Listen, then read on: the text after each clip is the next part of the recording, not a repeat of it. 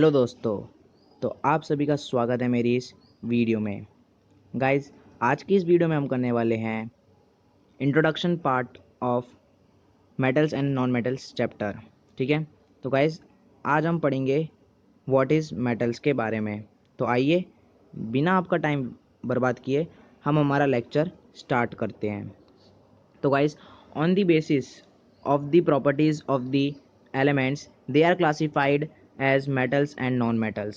तो गाइस, अगर हम एलिमेंट्स की प्रॉपर्टीज़ को देखें तो हम लोग उनको क्लासीफाई कर सकते हैं मेटल्स एंड नॉन मेटल्स में। सेकंड पॉइंट दे रखा है, तो फर्स्ट पॉइंट समझ में आ गया। सेकंड पॉइंट को पढ़ते हैं।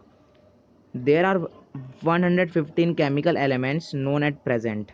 तो गाइस, प्रेजेंट में यहाँ पे 115 केमिकल एलिमेंट्स हैं गाइस। तो केमिकल एलिमेंट्स वर्ड याद रखना, कितने कितने एलिमेंट्स की बात कर रहा हूँ मैं, 115 केमिकल एलिमेंट्स की।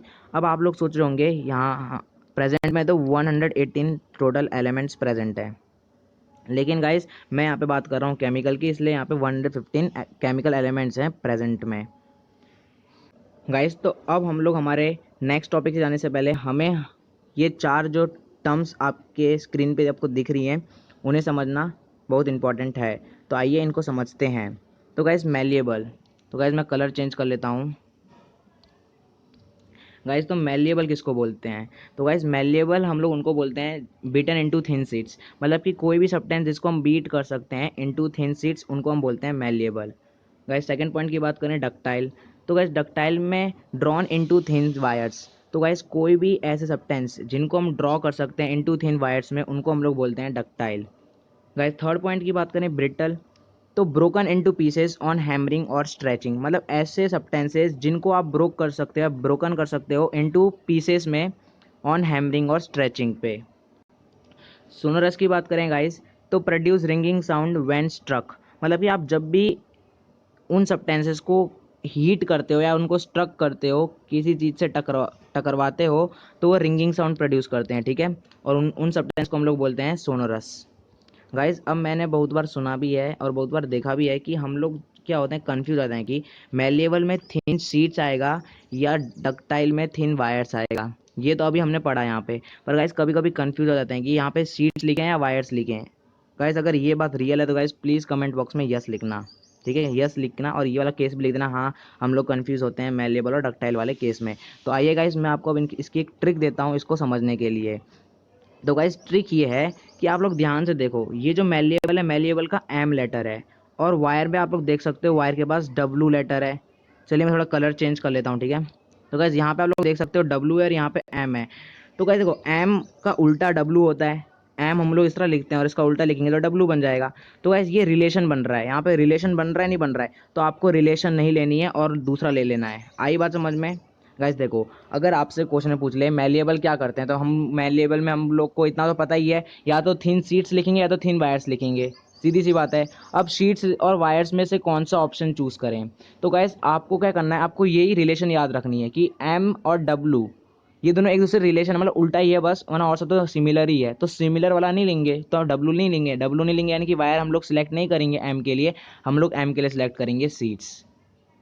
आई होप गाइस आपका भी ये डाउट क्लियर हो गया होगा, और आप लोग अब इसी ट्रिक को यूज़ करके कभी ये नहीं भूलने वाले हो कि मैलिएबल में थिन शीट्स आएगी या डक्टाइल में थिन वायर्स आएंगे।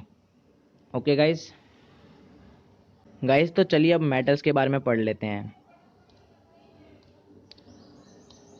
गाइस, तो मेटल्स, तो आप फर्स्ट पॉइंट पढ़ सकते हो, good conductor of heat and electricity हैं। तो मेटल्स क्या होते हैं? गुड कंडक्टर्स होते हैं हीट एंड इलेक्ट्रिसिटी के। सेकंड पॉइंट पढ़े तो गाइस, मैलिएबल। जो मेटल्स जो होते हैं वो मैलिएबल होते हैं, मीन्स गाइस ये लोग प्रोड्यूस करते हैं थिन शीट्स। जो मेटल्स जो होते हैं वो थिन शीट्स में हो सकते हैं कन्वर्ट। ठीक है, हम लोग इनको थिन शीट्स में कन्वर्ट कर सकते हैं, इसका मतलब। डक्टाइल और सोनरस भी होते हैं, इसका मतलब हम लोग वायर्स में भी, इसको हम लोग वायर्स में भी कर सकते हैं, और ये लोग साउंड भी प्रोड्यूस करते हैं, साउंड भी प्रोड्यूस करते हैं। और गाइस लास्ट सेकंड पॉइंट देखें तो हार्ड होते हैं, हैवी होते हैं, स्ट्रांग होते हैं। तो ये तो जनरल पॉइंट्स हैं जो हमको पता है। और लास्ट पॉइंट देखें तो गाइस ये क्या है? इलेक्ट्रोपॉजिटिव एलिमेंट्स हैं। गाइस हम लोग इलेक्ट्रोपॉजिटिव एलिमेंट्स उनको बोलते हैं जो इलेक्ट्रॉन लूज करते हैं। अब आपको ये पॉइंट याद होना चाहिए या आपको ये पता होना चाहिए कि मेटल्स जो होते हैं वो क्या करते हैं? इलेक्ट्रॉन्स को लूज करते हैं। तो ये लोग क्या करते हैं? इलेक्ट्रॉन्स को लूज करते हैं, इसलिए गाइस हम लोग इनको बोलते हैं इलेक्ट्रोपॉजिटिव एलिमेंट्स। क्योंकि गाइस जो इलेक्ट्रॉन्स जो होते हैं उनके पास नेगेटिव चार्ज होता है, और अगर हम लोग इलेक्ट्रॉन्स लूज कर रहे हैं, एक तरह से मैं बोल सकता हूँ कि हम लोग नेगेटिव चार्ज को हटा रहे हैं। अगर नेगेटिव चार्ज हटाएंगे तो पॉजिटिव चार्ज आएगा, इसलिए हम लोग इनको बोलते हैं इलेक्ट्रोपॉजिटिव एलिमेंट्स। चैनल को सब्सक्राइब करें, वीडियो को लाइक करें और शेयर करना ना भूलें।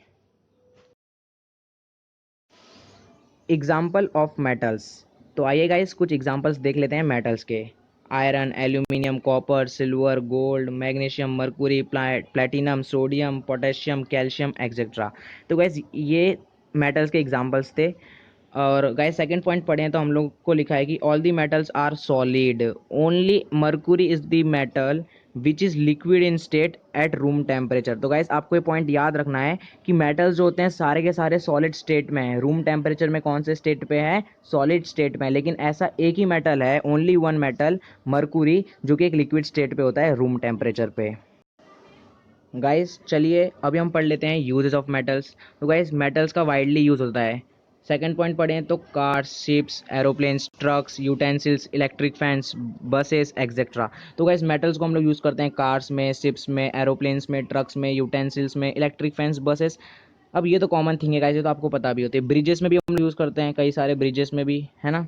अब गाइस नोट ये करना है कि हमको this all are made up of metal. हमें पता है कि ये जो कार है, ये जो शिप्स हैं, ये जो एरोप्लेन्स हैं, किसकी बनी हुई हैं? मेटल्स की बनी हुई हैं। या तो हम इनको ये बोल सकते हैं मिक्सचर ऑफ मेटल्स के बने होते हैं, जिनको हम बोलते हैं एलॉय। तो गाइस मिक्सचर ऑफ मेटल्स को हम लोग बोलते हैं एलॉय। अब गाइस अब थोड़ा सा आपको ये पॉइंट समझना पड़ेगा गाइस। अगर मैं कोई कार लूँ तो एक कार जो होती है वो उसको हमको बनाने के लिए आयरन्स के यूज़ होंगे या थोड़े बहुत स्टील के यूज़ होंगे। तो गाइस यहाँ पे दो मेटल्स के यूज़ हो रहे हैं, दो मेटल्स के यूज़ हो रहे हैं, यानी कि हम बोलेंगे मिक्सचर ऑफ मेटल्स का यूज़ हुआ है। ठीक है, तो और मिक्सचर ऑफ मेटल्स को क्या बोलते हैं? एलॉय बोलते हैं। अगर गाइस हम लोग यूटेंसिल्स देखें, अगर हम लोग यूटेंसिल्स को देखें तो यूटेंसिल्स के लिए कोई मतलब कि सिर्फ स्टील की रिक्वायरमेंट होती है, तो किसी एक ही मेटल की रिक्वायरमेंट होती है। तो उस केस में हम बोलते हैं कि मेड अप ऑफ मेटल, एक सिंगल मेटल की वो बनी हुई है गाइस। तो चलो अब थोड़ी एक्स्ट्रा नॉलेज ले लेते हैं मेटल्स के बारे में, जो हमारी बुक में नहीं है, एनसीईआरटी बुक में। आइए थोड़ा देख लेते हैं। तो गाइस पहला पॉइंट है कि most abundant metal in the earth crust is aluminium. Guys abundant का मतलब होता है ज़्यादा संख्या में, तो एल्यूमिनियम मेटल है जो अर्थ क्रस्ट पे बहुत ज़्यादा पाया जाता है। ठीक है, सेकेंड मोस्ट देखें आयरन है, उसके बाद कैल्शियम, फिर पोटेशियम, फिर मैग्नीशियम। तो गैस ये तो आप लोग याद रख सकते हो, अगर सारे याद रहते हैं तो अच्छी बात है, वरना आप टॉप टू ये और ये तो याद रखना ही रखना। ठीक है, एल्यूमिनियम और आयरन। तो गाइज आज के इस लेक्चर में इतना ही। तो मिलते हैं अगले लेक्चर में, जिसमें हम लोग डिस्कस करेंगे व्हाट इज़ नॉन मेटल्स के बारे में। तो तब तक के लिए दोस्तों टाटा बाय बाय। और हाँ दोस्तों, एक और बात, अगर आपको हमारी वीडियो पसंद आई है तो प्लीज़ लाइक बटन को हिट कर दो और शेयर कर दो, और चैनल को सब्सक्राइब नहीं किया है तो प्लीज़ सब सब्सक्राइब कर दें। तो चलिए दोस्तों, बाय।